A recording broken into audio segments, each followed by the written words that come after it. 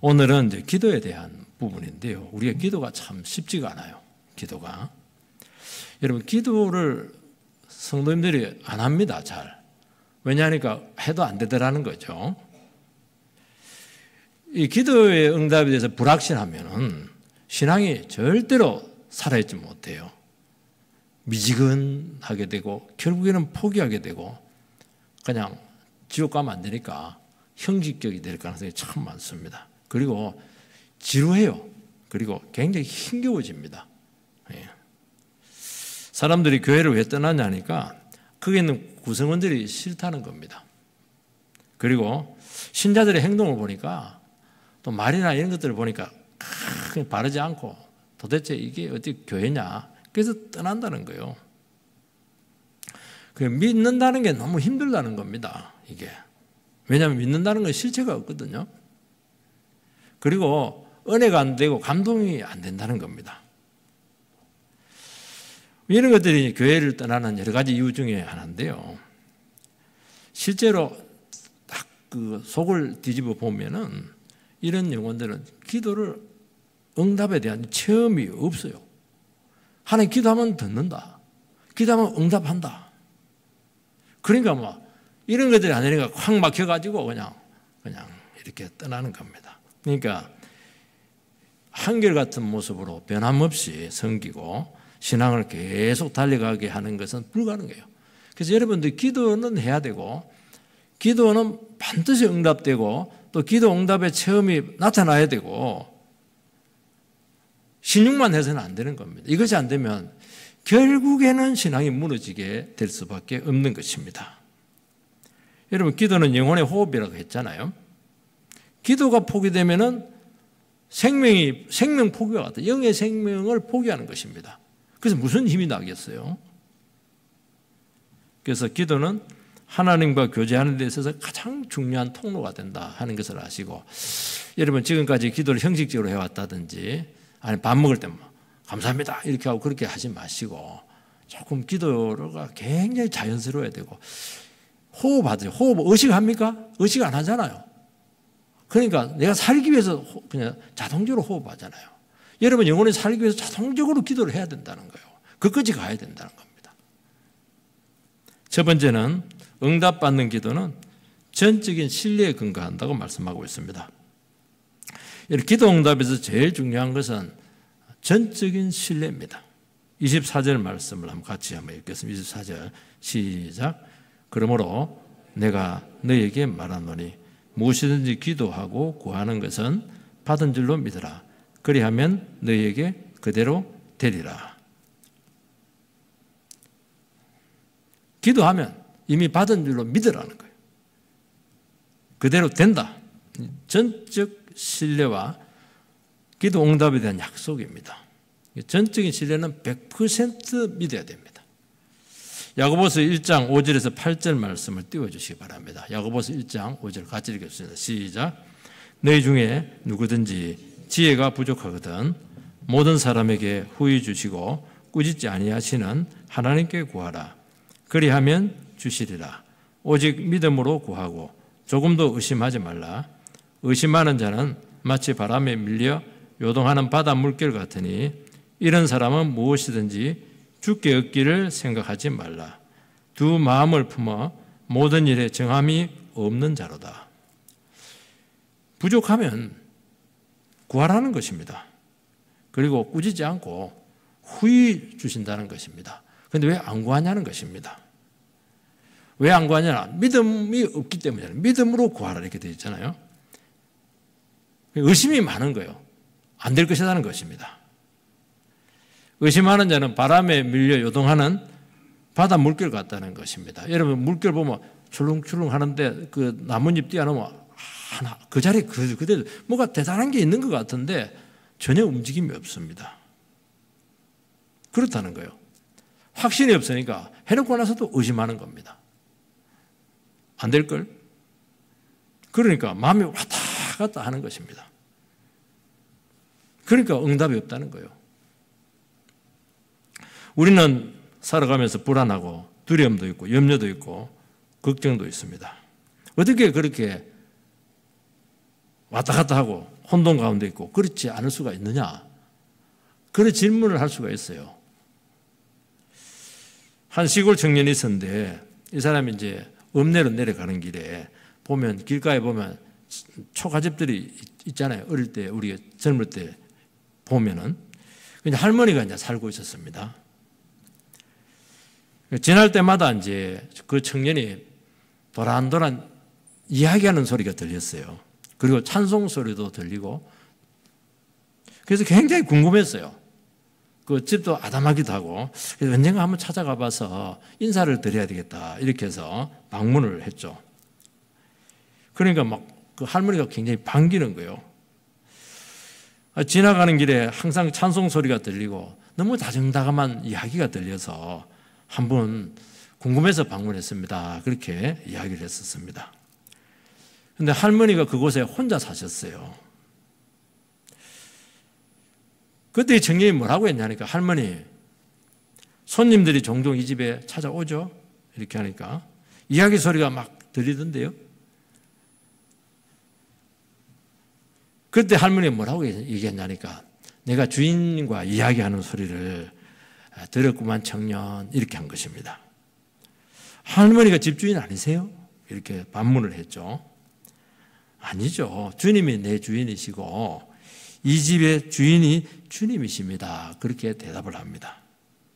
주님이 늘 함께 하시기 때문에 그 주님하고 이야기도 하고 또 참 영혼이 살아있을 때는 찬송도 하고 그리고 막 기도도 하기도 하고 전혀 심심하지도 않고 외딴 곳에 홀로 살지만 전혀 외롭지도 않고 가난하지만 끼니 걱정 한 번도 한 적 없다. 나는 걱정 안 한다. 이 얘기를 하는 것입니다. 그 얼굴에 막 너무 평안한 거예요. 이게. 그래서 이 청년은 큰 도전을 받고 할머니처럼 주님을 주인으로 모시게 되었다. 이런 참 예화가 있죠. 그러니까 이 할머니는 그냥 하나님과 대화하고 찬송하고 기도하고 이런 것들이 그냥 일상화예요. 사는 겁니다. 우리는 막 기도해야 되겠다 이렇게 하잖아요. 시간 정해가지고 해도 뭐 잘 안 되고 이렇게 하거든요. 근데 할머니는 그게 아니에요. 그냥 삶 그 자체가 기도예요. 그 삶 그 자체가 찬송이에요. 그냥.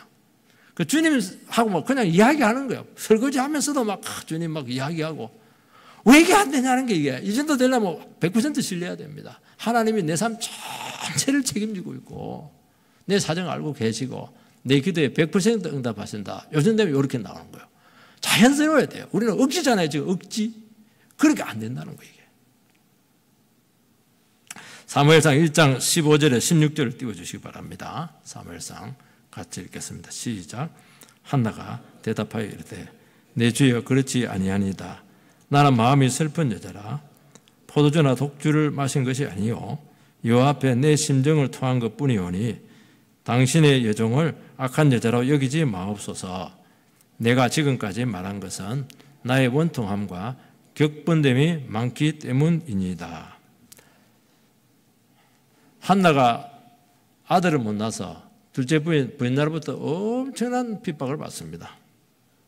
그날도 너무 핍박을 받아서 갈대를 넣고 성전에 가서 그냥 기도를 했는데 막 뒹굴었죠. 성전에 되게 서서 이렇게 하는데요.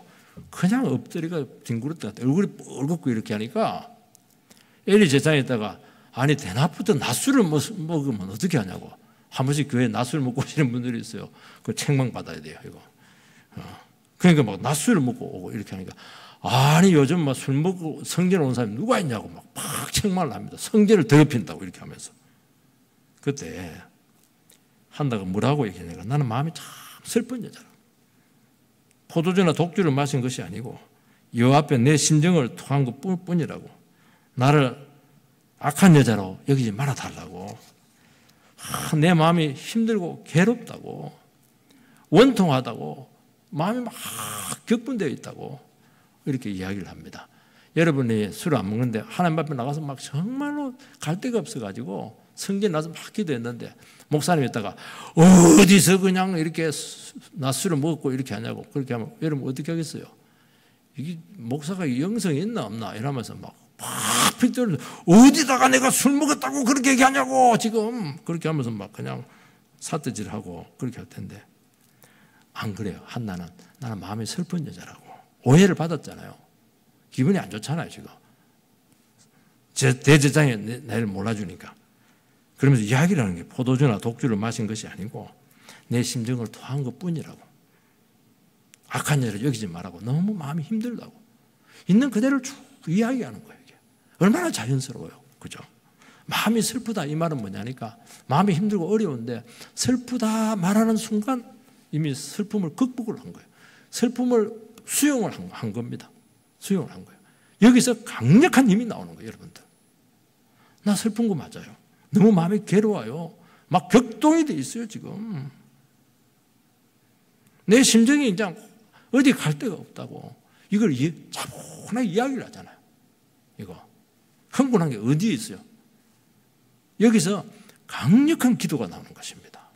100% 신뢰하는 기도가 나오는 거예요. 나는 이제 다 낮아졌고 핍박받았고 나는 주장할 거 하나도 없다고 지금. 주님밖에 없다고. 이렇게 하는 거예요. 이 기도를 하나님께 안 들어주겠어요? 이게 기도라는 거예요. 이게. 우리는 오해받으면 막 굉장하죠. 17절, 18절도 한번 띄워주시기 바랍니다. 같이 읽겠습니다. 시작. 엘리가 대답하여 이르되 평안히 가라. 이스라엘의 하나님이 내가 기도하여 구한 것을 허락하기를 원하노라. 이르되 당신의 여종이 당신께 은혜 입기를 원하나이다 하고 가서 먹고 얼굴에 다시는 근심빛이 없더라. 아멘. 엘리 제사장이 대답을 듣고 나서 축복을 합니다. 이 축복은 개인 축복이 아니고요. 대제사장이니까 공적인 축복을 합니다. 평안히 가라. 이스라엘의 하나님이 내가 기도하여 구한 것을 허락하시기를 원하노라. 공적인 축복이지만요. 엘리 제사장은 여러분 알다시피 영성이 많이 떨어지는 제사장입니다. 아들 때문에.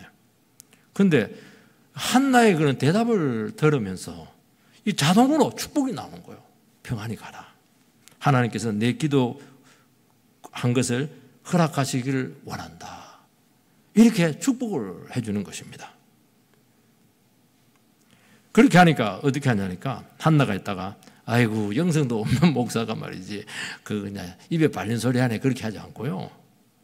참 그걸 믿음으로 받아들여요. 당신의 여종이 당신께 은혜를 입기를 원하나이다.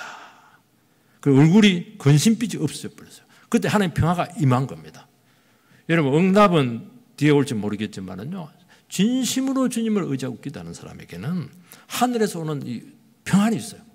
벌써 압니다. 아, 하나님 나의 기도 듣고 있구나. 이걸 아는 거예요. 그걸 이야기하는 것입니다. 자기는 그냥 은혜를 받은 거 이게. 이 한나의 마음이 본문에서 예수님께서 말씀하신 그 말하는 것이 이루어질 줄 믿고 마음에 의심하지 않는 것입니다. 그리고 기도하고 구하는 것은 받은 줄로 믿는 것입니다. 19절 20절을 띄워주시기 바랍니다. 사무엘상 같이 읽습니다. 시작. 그들이 아침에 일찍 일어나 여호와 앞에 경배하고 돌아가 라마의 자기 집에 이르니라. 엘가나가 그의 아내 한나와 동침하며 여호와께서 그를 생각하신지라.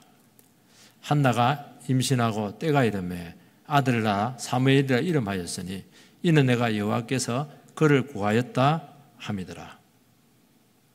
하나님께서 약속하신 대로 전적으로 신뢰하는 한나를 생각하시고 기억하시고 그 믿음대로 아이를 허락하셨습니다. 이것이 뭐냐? 100% 하나님을 의지해서 응답받는 기도의 체험이 나타난다고 말씀하고 있는 것입니다. 여러분 우리가 일상생활을 하면서도 전적으로 신뢰하고 많이 살아가거든요. 신뢰하지 않으면 어떻게 살아가요?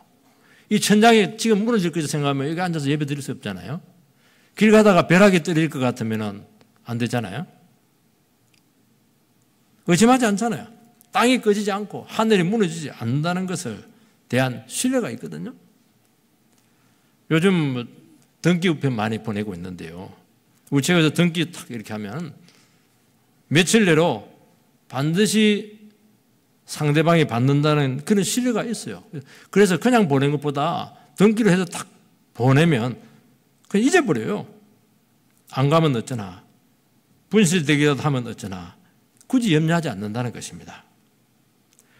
내가 하나님께 기도로서 등기 편지를 보내면 하나님께서는 반드시 받으십니다. 그리고 적절한 때 하나님께서 등기로 우리에게 응답을 보내주신다고 말씀하고 있습니다. 여러분, 이것이 기도라는 거예요.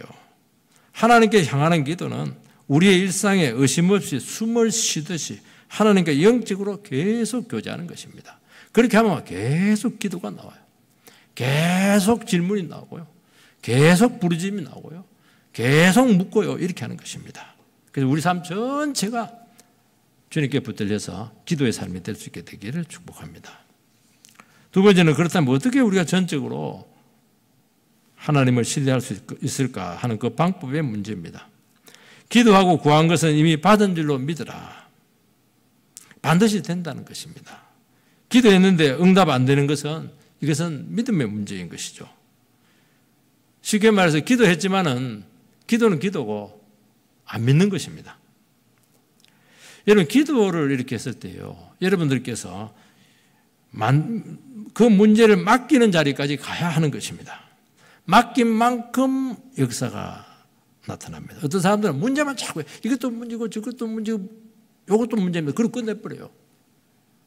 그러면 안 되죠. 이걸 주님께 맡기니까 주님께서 이 문제를 이렇게 해결해 주시기 바랍니다까지 나가버려야 돼요. 근데 문제만 막 나열해놓고 나머지는 기도를 안 해요. 그건 안 맡긴 거예요. 왜냐하면 안 될 것 같은 불신앙도 있고 내 생각대로 안 될 것 같은 불안이 있는 거예요. 주님께서 이번엔 것은 망하게 할 것 같다. 그런 생각도 찾아오는 것입니다. 그래서 맡기려고 하면은 자기 안에 있는 상과 싸워야 돼요. 나를 부인해야 되고 하나님 말씀 앞에 내 자신을 자꾸 죽여놔야 절제를 하고 제한을 시켜야 된다고 말씀하고 있습니까? 내가 살려니까 못 맡기는 것입니다. 내 욕구가 있고 집착이 있고 경험이 있는데 그것을 내려놓고 주의 뜻대로 된다. 이렇게 하면 믿음이 생기고 맡길 수가 있어요. 내 뜻과 달라도 다 유익하게 하신다는 것을 믿는 것입니다. 다 살리는 것이라는 것을 믿는 것입니다. 여러분, 우리는 계속 기도만 하면 안 되고요. 어느 순간 하나님께 결정적으로 맡겨야 돼요.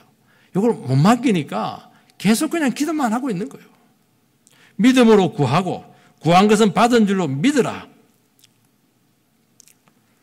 그럼 우리가 기도한 후에 내 문제를 어떻게 맡겼는지 확인할 수가 있겠습니까? 금방 알 수가 있죠. 말을 들어보면 돼요. 이번 시험 내가 주님께 맡깁니다. 그러고 나서 말로는 뭐라고 하냐니까. 이번 시험 망치면 어떡해요? 당일날 아프지 않아야 되는데 그 맡긴 거 아니거든요. 완전히 맡겨야 되는 거예요. 시험에 대해서. 실수하지 말아야 하는데 그러면 실수하는 거예요. 이거. 잘 못 볼 것 같아. 그래 당연히 잘 못 보죠. 말한 대로 기도가 바뀌어버렸는데 하나님 이번에 잘 기억날 줄 믿습니다. 시험 잘 칠 줄 믿습니다. 왜 그렇게 못하냐는 거예요. 하나님께서는 우리의 말을 듣고 있어요. 믿음은 말로 표현되는 것입니다. 말이 중요해요. 그래서 믿음의 말을 해야 되는 것입니다.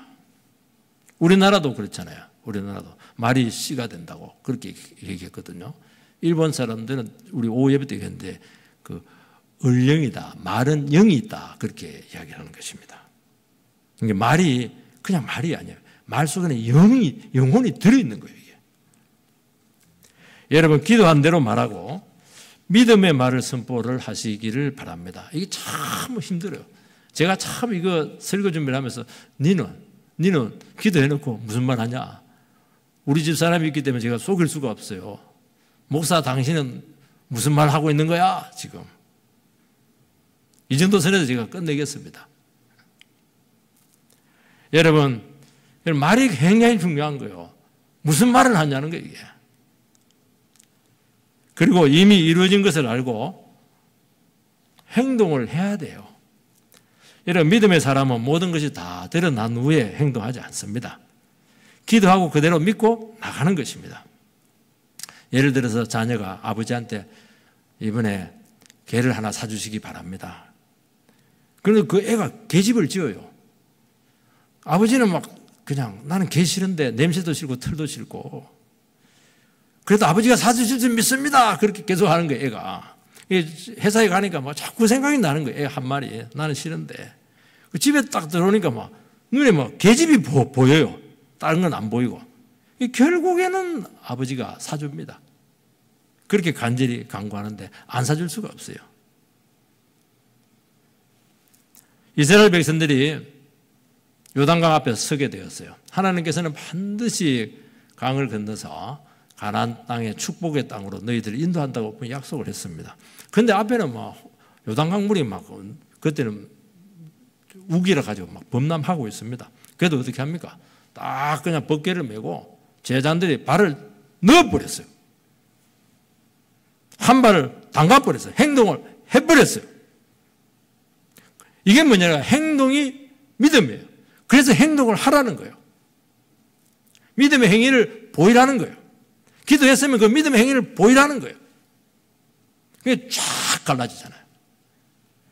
안 밟으면 아무 일도 안 일어납니다. 가만히 있으면 안 돼요. 기도해놓고 아무것도 안 해요. 여러분, 그래서 우리가 믿음으로 사업하고 믿음으로 인생 설계를 한다고 하는 것은 기도하고 그대로 행동을 하라는 것입니다. 주님의 뜻이면 돈이 없고 상황이 어려워도 되게 되어 있습니다.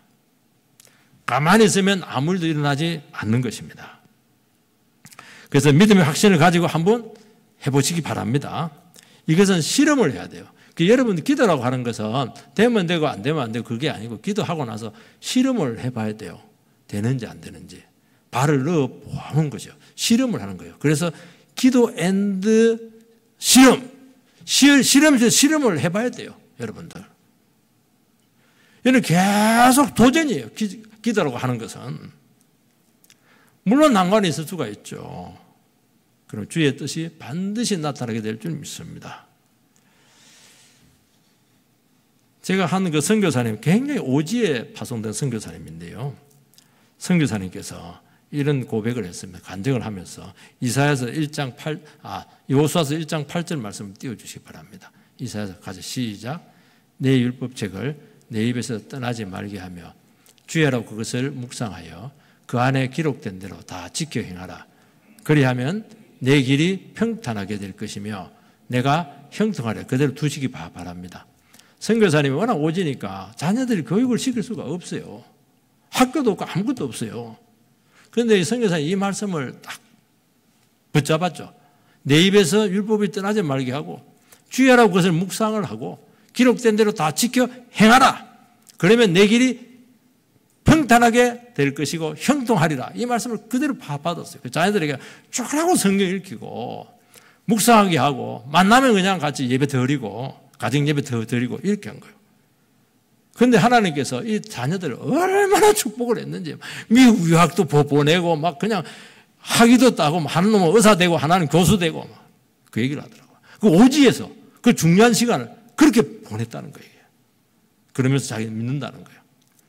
여러분요, 주의 뜻대로 산다, 주의 뜻대로 산다 이렇게 하시는데 하나님의 말씀에 붙들려 산다 이렇게 하는데 하나님의 말씀을 전혀 등한시하고 살거든요. 주야로 묵상해야 되는데 읽고 또 이 말씀을 나에게 적용을 하고 또 꼭꼭 씹어서 소화를 시키고 그리고 고민하고 적용하고 왜 이거 안 하냐는 거예요. 이러면 분명히 형통하다고 얘기했잖아요. 그리고 거기서 와닿는 것이 있으면 그걸 갖고 행동을 하세요. 행동을 하면 바로 형통하다고 약속되어 있거든요. 그렇게 왜 못하냐는 거예요. 제가 알고 있는 아주 이번에 은퇴를 하셨는데 한국교회 설교자로 섬겼던 그분이 있는데요. 이분은 최고의 학부를 나왔습니다. 근데 이분이 그 대학생들에 대한 비전이 있어가지고요. 모든 직장 다 포기하고 그냥 복음사역, 전도사도 아니고 그냥 신학도 안 했어요. 그렇게 했는데 이 사람이 뭐라고 했냐니까 마태복음 6장에 나오잖아요. 무엇을 먹을까 무엇을 입을까 염려하지 말고 그의 나라와 그를 구하라. 그리하면 이 모든 것을 더하여 주시라. 먹고 사는 거 막 직장 다 떠치워버리고 막 그냥 그 나라와 그거를 위하자. 전도하자. 대학생들. 그렇게 해서 극빈자로 전락을 했습니다. 직사게 한 6, 7년 고생하더니만 그때부터 하나님께서 그걸 세우더라고요. 한국의 대표적인 설교자로 세워서 그냥 대학생들, 청년들 막 온 산진에 불을 다 질러놔 버렸어요. 10년 동안. 와, 그리고 물질로도 꽉 채워주고. 이야, 진짜 위대한 종으로 세워지는 것을 봤거든요. 여러분, 하나님 말씀 붙잡고 약속 붙잡고 그냥 그대로 믿고 기도하고 그리고 행동하고 실천하세요. 될 줄 믿습니다. 세 번째는 의심을 제거해야 됩니다. 기도 응답이 없는 이유는 의심 때문입니다. 23절에 보니까 마음에 의심하지 아니하면 왜 사람이 의심을 하냐면은 집착을 하니까 의심을 하는 것입니다. 집착이라는 것은 어떤 것에 마음이 쏠리지 못하고 매달리는 것이죠. 연연해하고 노심초사하고 안절부절하고. 우리 기도하고 나서 이랬다는 거예요. 진짜 하나님께서 내 기도 들어주신다고 하면 평안해야 되잖아요. 그리고 든든하잖아요. 근데 안 그런 거예요. 불안해하고 그렇게 한다는 거예요. 기도는 해야 하는데 응답 받아야 하는데 마음이 막 강박관념으로 지나칠 때가 참 많습니다.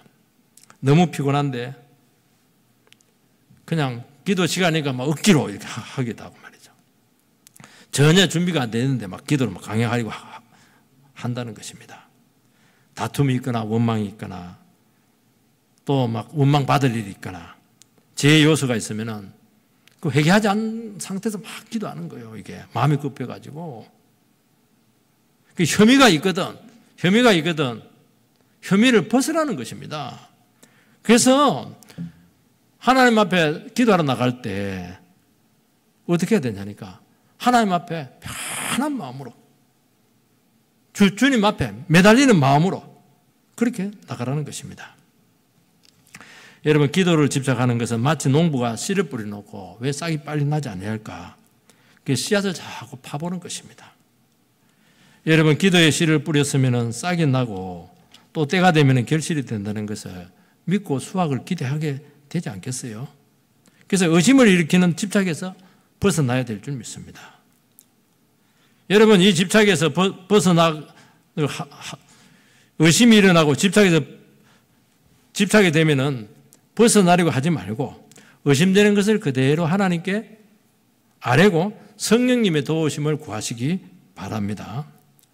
예수님께서 변화산에서 내려오셨는데 귀신 들린 아들을 둔 아버지가 예수님께 고쳐주시기를 부탁하면서 미신적인 말을 했습니다. 마가복음 9장 22절을 띄워주시기 바랍니다. 시작.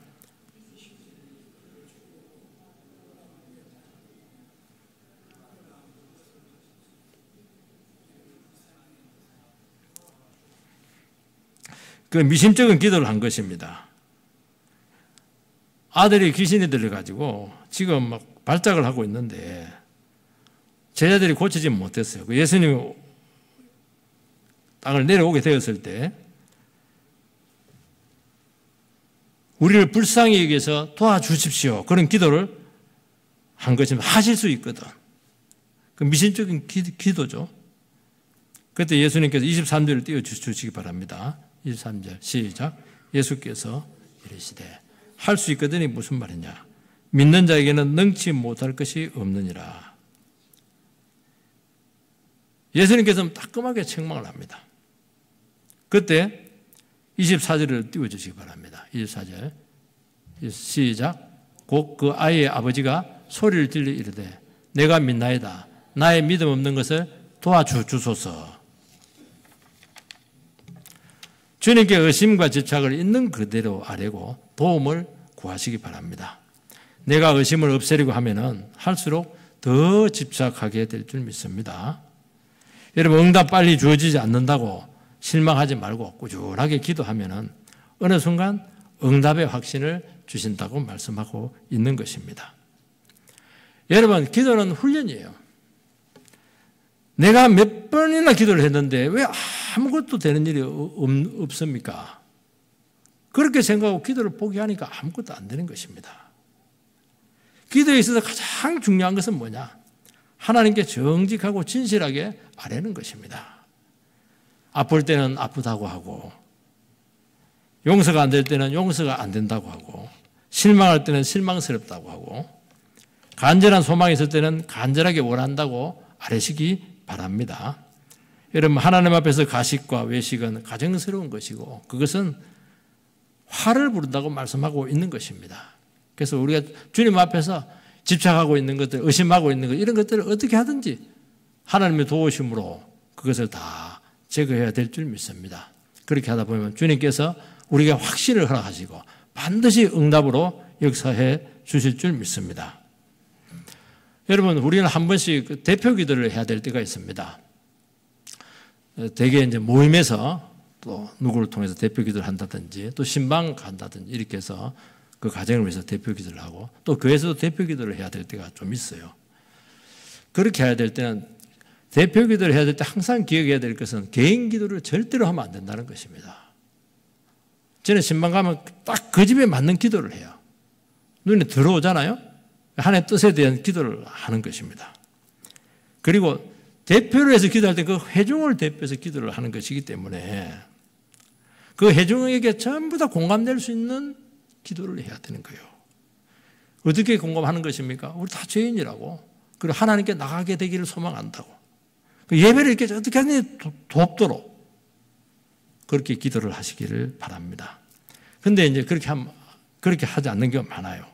내가 하고 싶은 말을 한다든지, 그리고 어떤 분들은 심지어 설교를 하기도 하고 이렇게 하시는데요. 그렇게 하지 마시고 개인적인 감정이라든지 이런 것은 최대한 절제하시고 보편적으로 객관적으로 청중을 대표를 해서 누구든지 공감할 수 있는, 그리고 하는 예배를 도울 수 있는 그런 기도를 꼭 하시기를 바랍니다.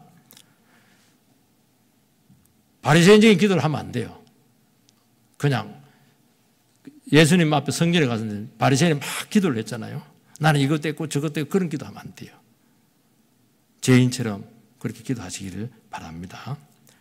그리고 세상적이지 않는 세상적인 표현 이런 것들은 좀 이렇게 정제를 하시기를 바랍니다. 그리고 개인 회개도 나이를 많이 하지 않아야 돼요. 물론 자격이 없고 제 덩어리고 안목의 정욕을 가지고 있지만은 하나님 우리에게 은혜를 더하셔서 우리를 받아주시고 역사하여 주시옵소서. 열심히 사는데도 참 미흡한 것이 사실입니다. 그러나 하나님 앞에 나가서 은혜를 구합니다. 더 아름답게 살리고 합니다. 이렇게 해서 소망적이고 은혜가 되도록 그렇게 기도로서 잘 섬기게 되기를 주의 이름으로 축복합니다.